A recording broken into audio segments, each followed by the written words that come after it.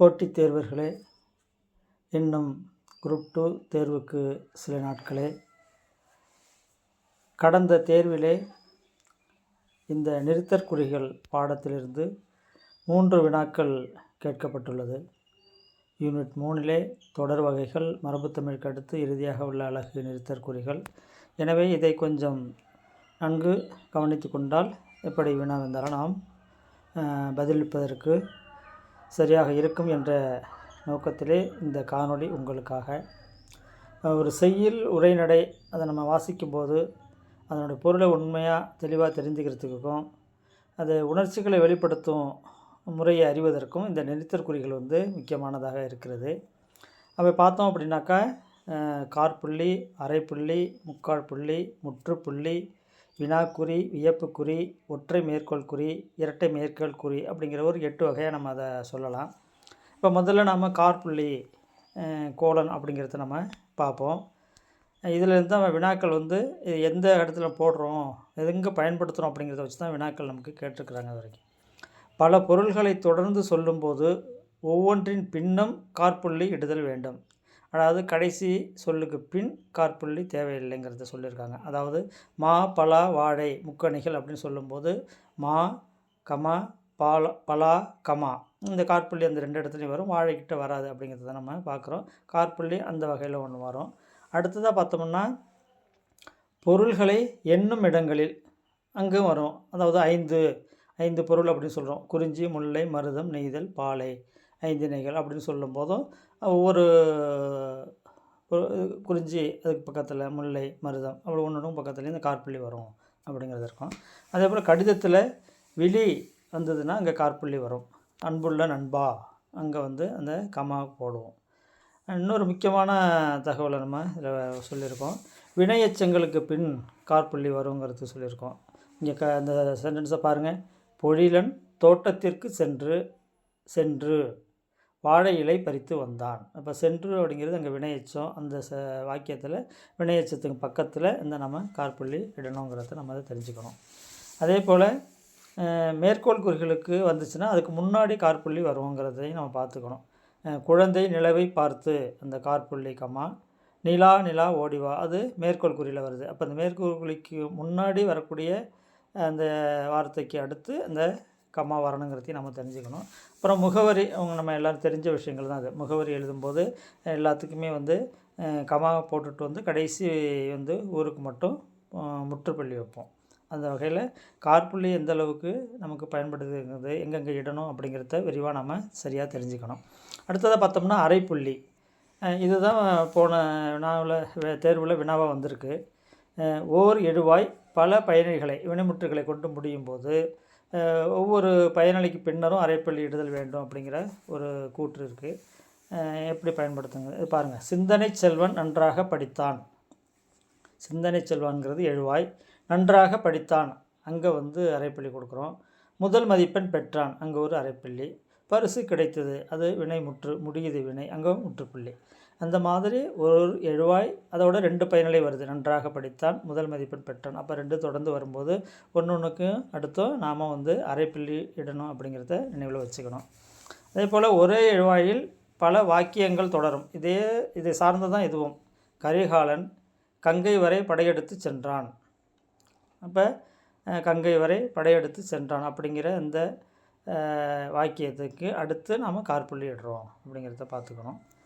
உடன்பாடு எதிர்மறை கருத்துக்களை ஒன்றாக கூறும்போது நல்லவன் வாழ்வான், தீயவன் தாழ்வான். அது உடன்பாட்டு கருத்து, எதிர்மறை கருத்து ரெண்டையும் சேர்த்து குறிப்பிடும்போது அதற்கு இடையில் நாம் காற்புள்ளி இடணும், இது அரைப்புள்ளி இடணும் அப்படிங்கிறத நம்ம பார்த்துக்கணும். செமிகோலன். சரிங்களா?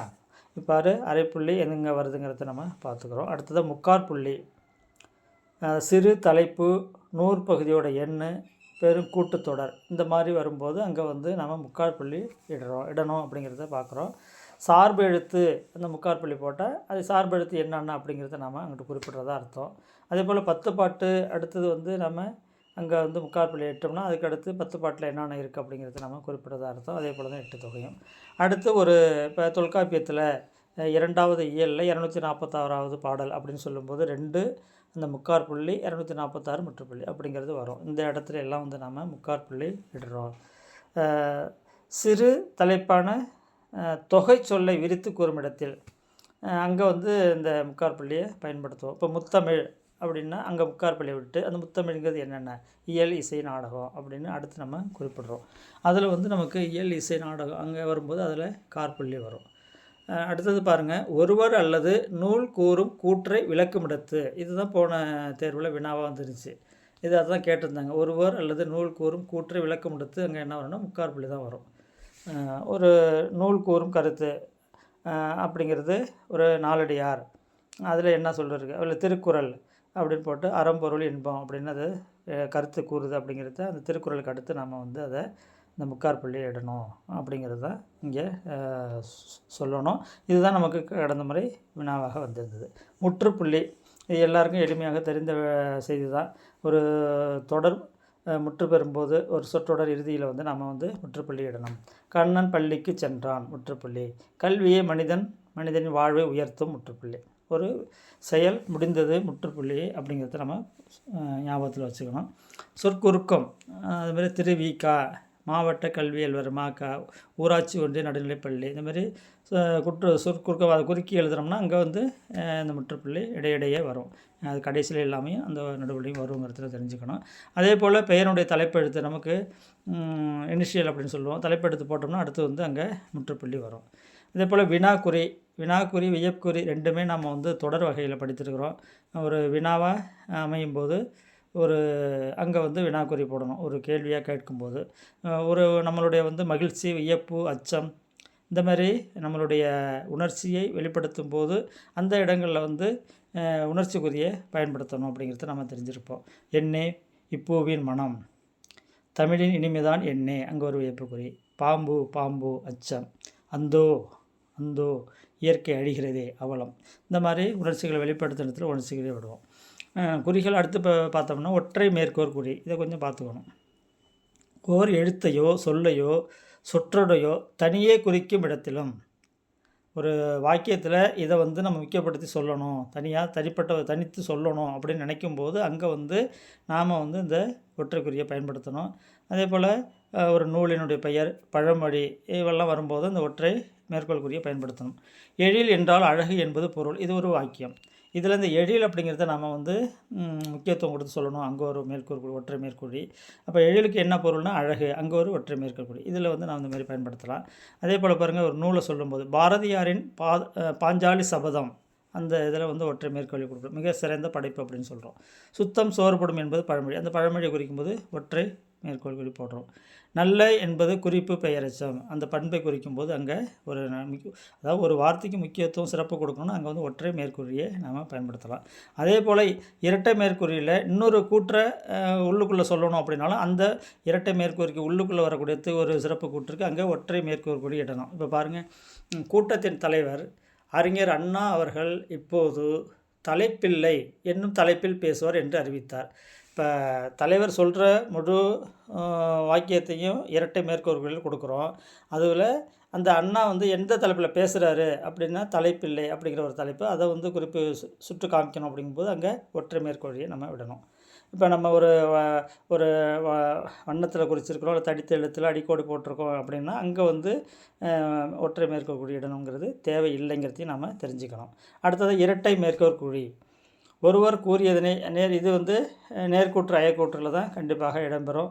அப்போ நம்ம அந்த பார்த்துக்கிட்டோம்னாலே நமக்கு தெரியும். அகத்தின் அழகு முகத்தில் தெரியும் என்றார். அப்போ அகத்தின் அழகு முகத்தில் அது வந்து ஒரு பழமொழி, அதுக்கு வந்து நம்ம இதை சொல்கிறோம் இரட்டை மேற்கோள். திருவிக்கா மாணவர்களிடம் தமிழ் காவியங்களை படியுங்கள், இன்பம் நுகருங்கள் என்று கூறினார்.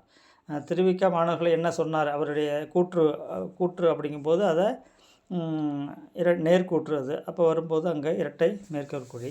அது உள்ளுக்குள்ளே பார்த்தீங்களா, தமிழ் காவியங்களை படியுங்கள், இன்பம் நுகருங்கள். காவியங்களை படியுங்கள் அங்கே வந்து என்ன போட்டிருக்கோம்னாக்கா அரைப்புள்ளி போட்டிருக்கிறோம். சரிங்களா? இந்த மாதிரி இதில் வந்து சரியான விஷயங்களை நம்ம தெரிஞ்சுக்கணும். இப்போ கடந்த தேர்வில் எப்படி கேட்டிருக்காங்க கேள்வி பாருங்கள். அரைப்புள்ளி அமையும் இடங்கள். கபிலர் பாரியை கண்டார், அங்கே வந்து அரைப்புள்ளி. புகழ்ந்து பாடினார், அரைப்புள்ளி. பரிசு பெற்றார்.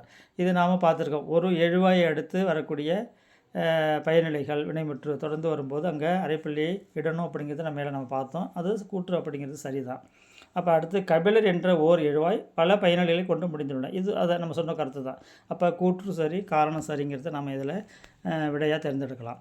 அடுத்தது பார்த்திங்கன்னா, ஆசிரியர் புகழினியாளிடம் வந்து கேள்வி கேட்டு பதில் கூறுமாறு செய்தார். இவ்வாக்கியத்தில் சரியான இடத்தில் காற்புள்ளி இடுக அப்படின்ட்டுருக்கு. இதை நம்ம ஓரளவு அவங்க கொடுத்துருக்க ஆன்சரையும் அதையும் பொறுத்து பார்த்தோம்னா நமக்கு வந்து அதாவது வினையெச்சம் வரும்போது அங்கே வந்து நம்ம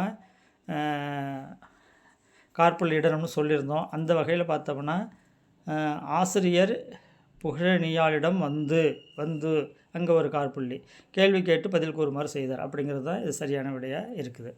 அடுத்தது பாருங்கள், ஒருவர் அல்லது ஒரு நூல் கூறும் கூற்றை விளக்கம் எடுத்து பயன்படுத்த வேண்டியது. நம்ம மேலே தான் சொன்னோம். நம்ம முக்காற்புள்ளி ஒருவருடைய கருத்து அல்லது நூல் சொல்லக்கூடிய கருத்தை சொல்லணும், அதுக்கு அடுத்து தான் முக்காற்புள்ளி விட்டு அந்த கருத்தை நம்ம தெரியப்படுத்தணும்னு.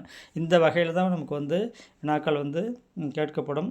சரியாக நிதானித்து சிறப்பாக பதிலளித்து நீங்கள் சிறப்பு மதிப்பெண் பெற வேண்டும்.